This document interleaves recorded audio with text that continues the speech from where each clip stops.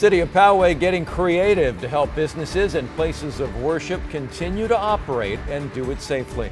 Meanwhile, some local businesses pushing back against the state, suggesting they'll defy public health orders and sick to my stomach, just shocked. More reaction this morning from the surprise guilty plea by a local rabbi who had garnered international attention, and now he's admitting to a long-running fraud scheme. ABC 10 News at 11 starts now. ABC 10 News at 11 starts now. And welcome. So good to have you with us. I'm Jim Patton, and I am joined remotely by my co-anchor Virginia Cha and 10 News meteorologist Megan Perry. Hello to both of you, and we'll hear from you both very soon. On the heels of a major coronavirus rollback from the governor, the city of Poway is looking to throw businesses a lifeline. In 30 minutes, City Council is going to take up a plan that could allow places of worship and gyms to stay open. ABC 10 News reporter Marie Cornell shows us how they are planning to use public parks to make that happen. As businesses and places of worship scramble to find ways to stay open after the governor's latest restriction, which keeps businesses from operating indoors, the city of Poway is looking for ways to help. We want these people to be able to continue their businesses, the jobs to continue. These folks have families to feed and roofs to keep over their head, and we want to be a part of that success. Poway Mayor Steve Voss says they're using the resources they have to help the businesses and organizations that are feeling the impact of COVID-19. The latest hit, businesses that operate indoors and places of worship. The governor shut them down Monday as a way to control the spread of the coronavirus. So to help, Mayor Voss wants to offer up the city's parks to fitness-related businesses and religious groups. Mayor Voss says all they will need to do is make a reservation with the Community Services Department and make sure they have the right commercial insurance policy. Up until now, businesses were not allowed to use the public parks, but Mayor Voss says that needs to change as the community navigates through this pandemic. We're just trying to do whatever we can. That's the way we operate in Poway. We're trying to rip away red tape and make things possible. Find a way to say yes rather than no. The mayor says this program could be up and running within the next 24 to 48 hours. Reporting from Poway, Marie Cornell, ABC 10 News. Businesses once again dealing with restrictions on all indoor operations. Governor Newsom ordering salons, gyms, and malls to cease indoor operations to slow the increasing spread of COVID-19. Everyone's situation is different. Some are waiting to get permission to move their businesses into parking lots, while others are dealing with state licenses. We're not just hairstylists. We are professionals and business owners and mothers, and all we want is to be able to do what we do.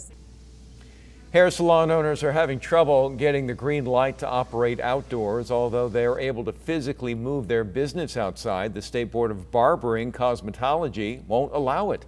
They told ABC 10 News the services must be in a licensed establishment and that heat is a concern. The county, however, has said businesses can operate under tents or canopies as long as the sides aren't closed and there's enough outdoor air circulation. Well, some businesses are not waiting for permission. They are staying open in defiance of the governor's order. That includes many gyms. ABC 10 News reporter Jared Aaron spoke to some gym owners who say it's a matter of survival. Self-Made Training Facility is one of several gyms that are breaking the rules by staying open.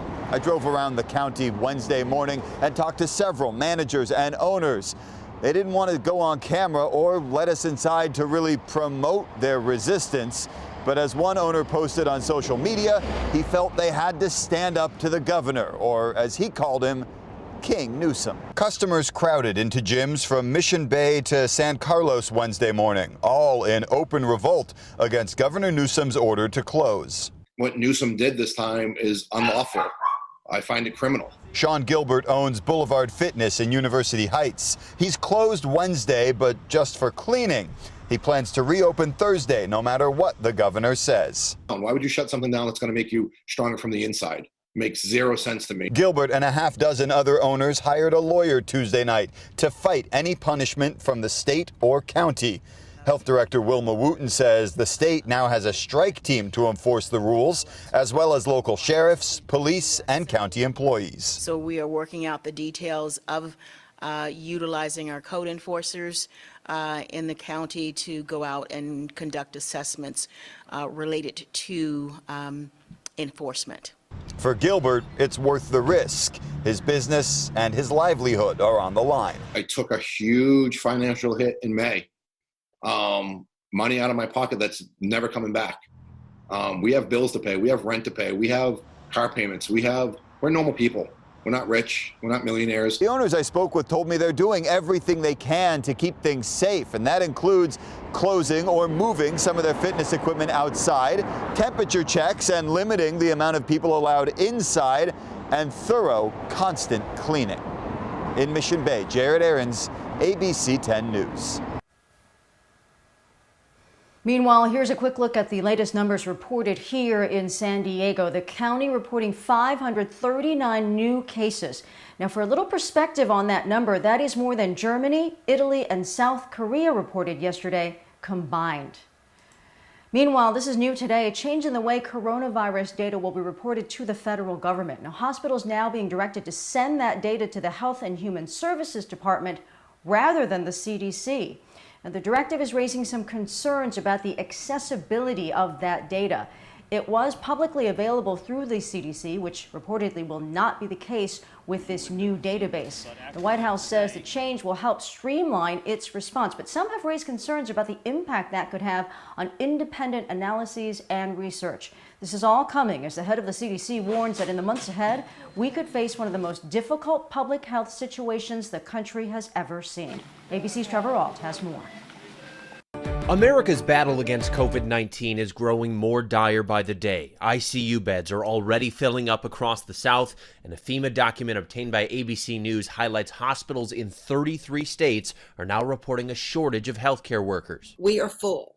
The vacancy light is off. School districts across the country are now considering when and how to bring students back to school. In Florida, teachers are asking their school districts to defy Governor Ron DeSantis' order to resume in-person classes in August. The reality is, face-to-face teaching under the best of conditions with the best of plans and the most competent guidance is manifestly unsafe, given the explosion of cases we're experiencing. Sobering words coming from the CDC, warning it could be a long time before we see any light at the end of the tunnel. I do think the fall and the winter of 2020 and 2021 are going to be probably one of the most difficult times that we've experienced in American public health. But a glimmer of hope, the vaccine created by U.S. biotech company Moderna, partnered with the National Institute of Health, is on its way to phase 3 of testing after its phase 1 vaccine trial found that of 45 people who were given the vaccine, all developed antibodies. Our data demonstrated that indeed the more dose we give, the higher the immune response. And I think it allowed us to nicely define what we believe is the optimal dose to take further into what are called late phase or phase 3 trials. It's still unknown whether COVID-19 antibodies give you full immunity or how long that immunity might last, but Dr. Anthony Fauci says this latest vaccine development is certainly good news, and he says Moderna and other companies tell him they could manufacture up to 1 billion doses of a vaccine by next year or the next year and a half. Trevor Ault, ABC News, New York. For the latest info and updates on COVID-19 here in San Diego, be sure to download our free 10 News smartphone app. Jim? Now, Virginia, the deadline to submit your taxes is today. This year, the deadline was pushed from April to July because of the pandemic. If you are filing, you might want to do so online. There's a huge backlog of paper tax returns because so many IRS employees have been working from home. And that means taxpayers who already filed a paper return may be waiting a while for any refunds. You can file for an extension until October 15th, but you will still need to estimate and pay your taxes today. Well, today, reaction continuing to come in response to that shocking guilty plea yesterday. Rabbi Sick Israel. to my stomach. Just shocked, disappointed, disgusted, and really just heartsick for the congregants at Chabad. This is just unthinkable. I was dumbfounded. And in the same way the city and myself were there for the Chabad some 500 days ago, when the tragedy struck. We're going to be there for them now. There's a reaction from the mayor of Poway, and this is Rabbi Israel Goldstein. Yesterday, he pleaded guilty to federal tax fraud charges for a scheme that investigators say he was running for decades. They say he took the donations on behalf of the Chabad Poway and charitable organizations, took some of that money himself, and then funneled up to 90% of it back to the donors, who could then get tax breaks. Mayor Steve Voss, who stood by Goldstein in the wake of that deadly shooting in Poway, says the new revelations have stung especially hard, and we just heard from him. Now, Goldstein will have to pay back millions to the government, still waiting on Goldstein's punishment, but prosecutors say while they feel strongly about pursuing justice, Goldstein's work in the community and in the wake of the shooting will be factored into their recommendation. 2 people are dead after a series of crashes on the 54. The first one happened east of Rio Drive. CHP tells us that a driver lost control, overturning a pickup truck about 9:30 last night. Man was ejected and then run over by a passing car. He died at the scene while 3 women in the truck were taken to a hospital. About an hour later, a Honda CR-V crashed into a pickup truck, stopped in the backup of traffic because of that first crash. The passenger in that CR-V was killed. The driver left the scene. CHP is still looking for that person.